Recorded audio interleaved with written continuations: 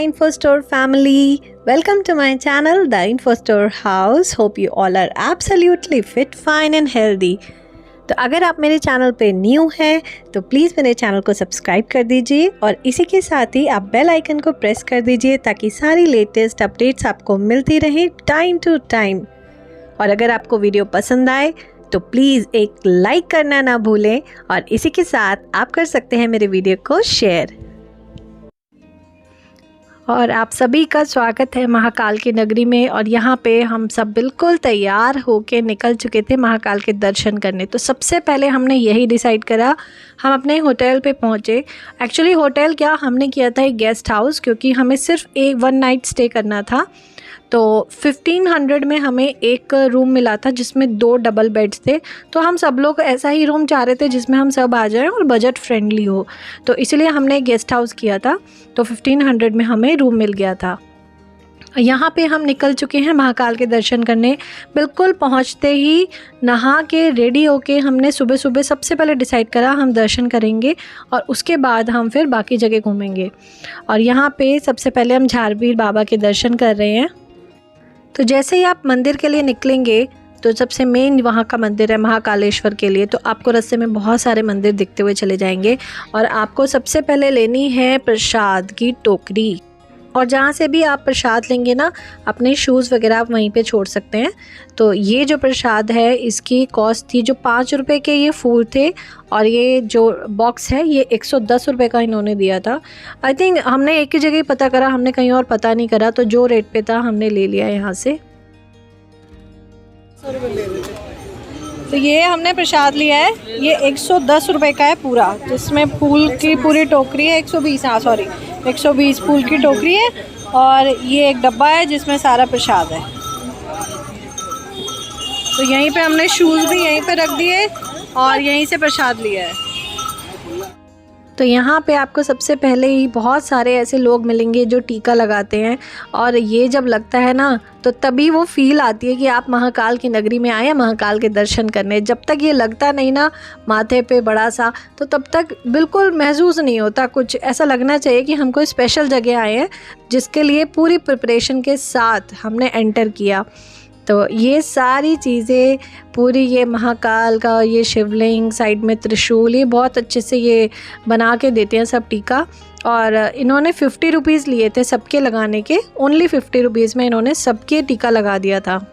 तो सबसे पहले तो मैं आपको ये बताती हूँ कि महाकालेश्वर इतना प्रसिद्ध क्यों है। तो यहाँ एक इतना प्रसिद्ध धार्मिक स्थल क्यों माना जाता है, तो सबसे बड़ा रीज़न ये है कि महाकालेश्वर मंदिर जो है वो भारत के 12 ज्योतिर्लिंगों में से एक है।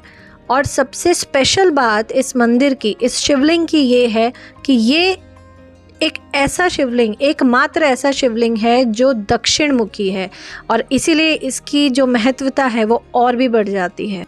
इस शिवलिंग की महत्वता कितनी है आप इस भीड़ से अंदाज़ा लगा सकते हैं कि कोई स्पेशल ओकेजन नहीं है तो भी यहाँ भीड़ देखिए आप।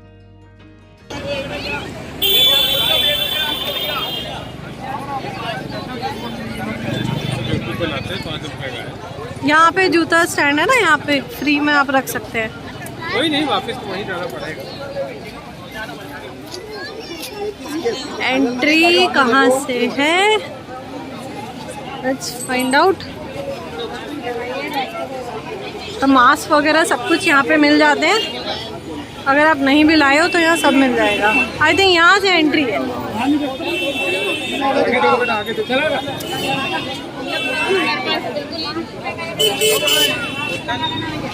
ओके, 10 रुपए के दो। यहाँ लिखा हुआ है मंदिर में जाने का रास्ता यही है।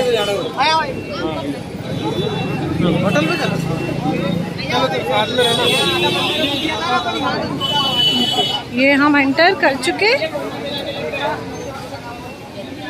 मम्मी पापा आराम आराम से चल रहे हैं। कन्नों को धीरे धीरे चलना है। यार गर्मी है, मतलब धूप लग रही है, लिटरली चुभ रही है धूप। इस समय पे स्वेटर वॉटर ला देने की बिल्कुल ज़रूरत नहीं है। यहाँ पे शाम का पता नहीं, मे भी हल्की सी ठंड हो जाए, लेकिन अभी तो बिल्कुल ज़रूरत नहीं है। पसीने आ रहे हैं अभी तो।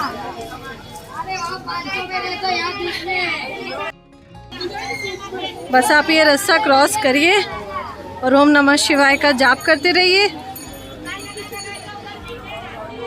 काफ़ी चलना पड़ता है, काफ़ी दूर तक है। मतलब ऐसा बता रहे हैं जैसा कि आज संडे है तो भीड़ की वजह से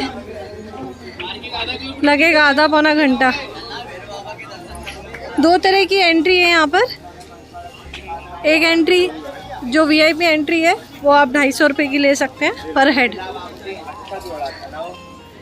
और दूसरी एंट्री जो है वो नॉर्मल एंट्री है जैसे हम जा रहे हैं। ये देखिए, जय महाकाल। यहाँ भी मंदिर से एक एंट्री है। आई थिंक ये वीआईपी वाली होगी। दर्शन ये यहीं से ये लाइव दर्शन हो रहे हैं ना ऊपर, ये टीवी में सामने। जय महाकाल, जय भोलेनाथ, ओम नमः शिवाय।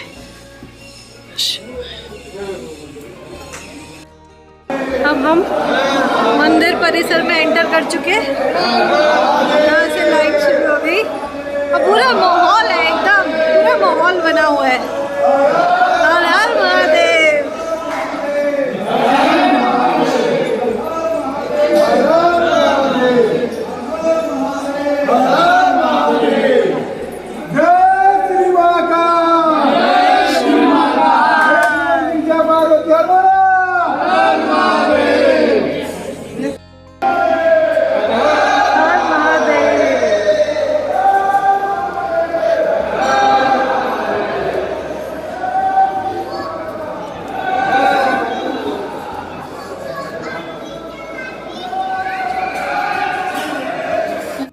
तो मंदिर के अंदर जब हम एंटर करते हैं तो बहुत दूर तक आपको चलना पड़ता है, काफ़ी अंदर लंबा रास्ता है।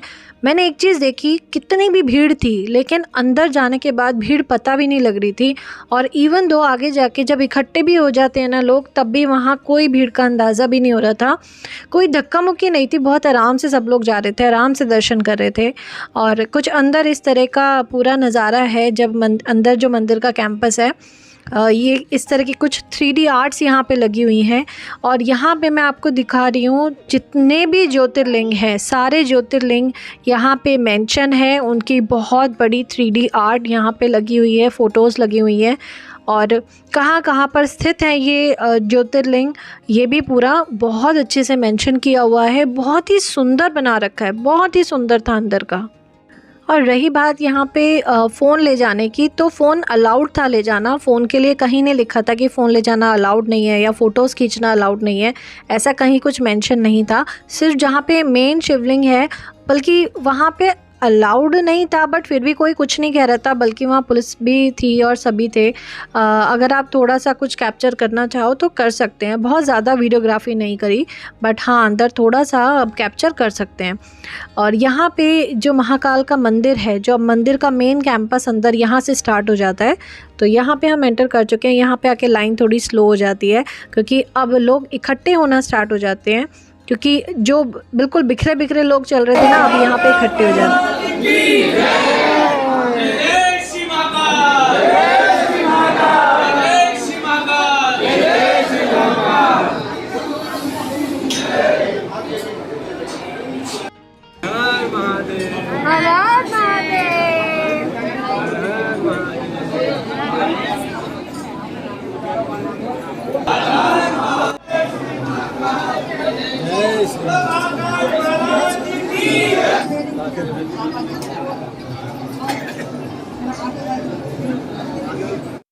इतनी भीड़ होने के बावजूद आप देख सकते हैं कोई धक्का मुक्की नहीं हो रही थी। बहुत आराम से स्मूथली लोग चल रहे थे, बच्चे को कोई परेशानी नहीं हुई। हमारा बच्चा कई जगह पैदल चला, कई जगह गोदी में। और यहाँ पे एक्चुअली सोशल डिस्टेंसिंग के लिए यहाँ पे बोर्ड्स लगे हुए हैं, बट कोई मतलब मुझे तो सोशल डिस्टेंसिंग ऐसी कुछ यहाँ पे लगी नहीं कि कुछ फॉलो हो रही थी। लेकिन जब महाकाल के दर्शन हो जाते हैं तो ये सब चीज़ें बहुत छोटी पड़ जाती हैं। तो सबसे पहले तो हमारा यही वेट था कि बस कैसे भी करके एक अच्छे से दर्शन हो जाए महाकाल के, कि यहाँ पे आना हमारा सफल हो जाए कि इतनी दूर आए हैं बस। और ये देखिए, मैंने कोशिश करी कि थोड़ी सी झलक मैं आप सबके लिए ज़रूर लेकर आऊँ कि आप सब भी इस व्लॉग के थ्रू एक बार महाकाल के दर्शन ज़रूर करिए, क्योंकि ऐसा कहा जाता है कि एकमात्र दर्शन करने से ही मोक्ष की प्राप्ति हो जाती है। तो बस थोड़ी सी मैं ये क्लिप लेकर आ पाई आप सबके लिए। और यहाँ पर हम थोड़ी सी पूजा करवा रहे थे अलग जाके, क्योंकि हस्बैंड का बर्थडे था तो मैं चाहती थी कि थोड़ा सा कुछ अभिषेक हम करवा सके। तो यहाँ पे पंडित जी होते हैं, बल्कि वहाँ पे रेट लिस्ट है पूरी कि अगर आपको अभिषेक कराना है तो आप ये इतने का होता है, और आपको कोई जाप कराना है तो कितने का होता है। ये पूरी रेट लिस्ट लिखी होती है।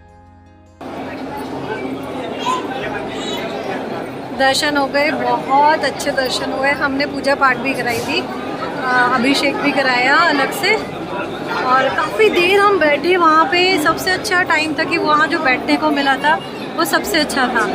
अब हम जा रहे हैं बाहर। तो यहाँ मैं आपको दिखा रही हूँ बाहर का कैंपस। जैसे ही हम मंदिर से बाहर आएंगे तो हम इस जगह पर पहुँचेंगे, और यहाँ पर आपको सबसे पहले दिखेगा ओमकारेश्वर मंदिर, क्योंकि इसी के नीचे है महाकालेश्वर। जो गर्भगृह में है महाकालेश्वर, इससे ऊपर है ओमकारेश्वर, और जो इसके भी ऊपर है सबसे ऊपर वो है नागचंद्रेश्वर। तो नागचंद्रेश्वर जो कि सिर्फ नाग पंचमी पर ही खुलता है, सिर्फ साल में एक बार। और ये मैं आपको लेके चल रही हूँ ओमकारेश्वर, और यहाँ की भी मैं थोड़ी सी आपको झलक दिखाना चाहूँगी कि आप यहीं से घर बैठे हुए दर्शन कर लीजिए ओमकारेश्वर के। तो यहाँ पे महाकालेश्वर में सबसे ज़्यादा जो फेमस है वो है सुबह 4 बजे की भस्म आरती, जिसमें बहुत ही लिमिटेड लोगों को जाने की आज्ञा मिलती है। और वो आज्ञा भी ऐसे नहीं, आपको एक फॉर्म फिल करना पड़ता है, उसके बाद शाम को एक मैसेज आता है अगर किस्मत अच्छी रही तो। लेकिन हमने उसके लिए कोशिश नहीं करी थी क्योंकि हम बहुत लेट हो गए थे फॉर्म फिल करने के लिए।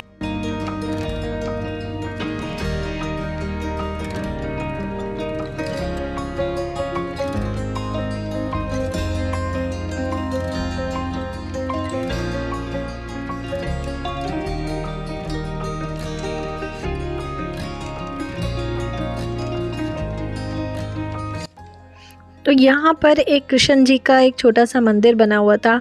एक्चुअली एक नहीं, वहाँ पे बहुत सारे मंदिर हैं, बहुत सारे मंदिर हैं। आप देखते देखते थक जाएंगे, दर्शन करते करते थक जाएंगे, इतने मंदिर हैं।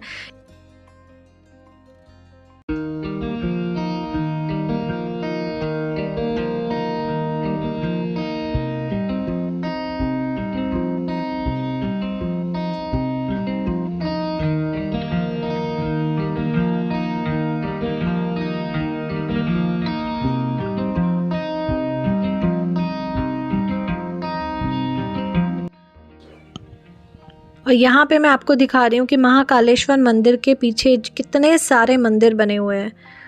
हर एक मंदिर की अपनी ही इम्पोर्टेंस है, बहुत बहुत पुराने मंदिर हैं और इसी कैंपस में बने हुए हैं। तो जब आप मेन गेट से जब तक आप बाहर नहीं निकलेंगे ना, उससे पहले पहले के ही ये सारे आर्किटेक्चर ये बहुत सुंदर बने हुए हैं पूरा। और मेरी मानिए तो जब भी आप वहाँ जाइए तो कुछ देर बैठिए वहाँ पर, उन सारी वाइब्स को फील करिए, वो जो माहौल है ना उसको फील करिए। और बहुत ही अच्छा लग रहा था यहाँ आसपास। इवन मैंने कोशिश करी कि मैं वीडियो कॉल पे जिसको यहाँ के दर्शन करा सकूँ मैं उसको कराऊँ। मैंने बहुत लोगों को ट्राई करा, कई जगह नेटवर्क आ रहा था, कभी नहीं आ रहा था।